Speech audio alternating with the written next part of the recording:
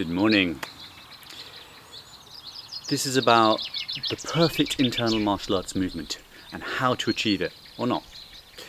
As a teacher, I see two things happening often with students.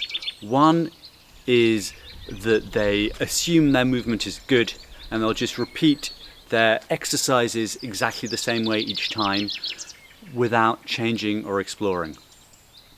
Another is that students, they're constantly nervous and worried and overthinking. Is this coordinated with that? Is that coordinated with this? I don't understand. It's right? So you've got these two polarities, and I want to offer you something which can kind of bring them together a little bit, remove some anxiety. We're never going to get the perfect movement. I've been doing this for a while. I'm working on it. My body changes from day to day. I get injured, I get older, all of these things. So I have to constantly adjust to that. But equally importantly, my understanding of how to move my body has changed over the years. Back when I started, I had some very clear ideas. This is what I was going for and this is how to do it. And then over the years I've gone, but then there's this, and then there's that, and then there's this, and I can add another part in, and so on. So it's not so much that I'm now going for the perfect movement, it's more that I'm constantly exploring my movement and aiming to find new aspects of it. The hopeful part of that is when you're practicing, the imperfect movements aren't wasted.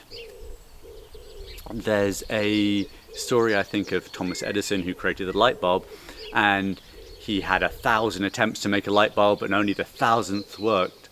And people asked him about it, said, well, those 999 attempts which didn't work, they were just answers to problems I haven't found yet. So even if you're doing imperfect movement, as long as you're paying attention and experimenting with what's happening in your body, you're creating new connections between your mind, your awareness, and how you can move. And some of those connections may one day be useful. We don't know. They may be useful right now. And the process of making them is in itself useful. So don't worry too much about, I have the perfect internal movement where everything is controlled by the dantian and it's connected to the ground and blah, blah, blah.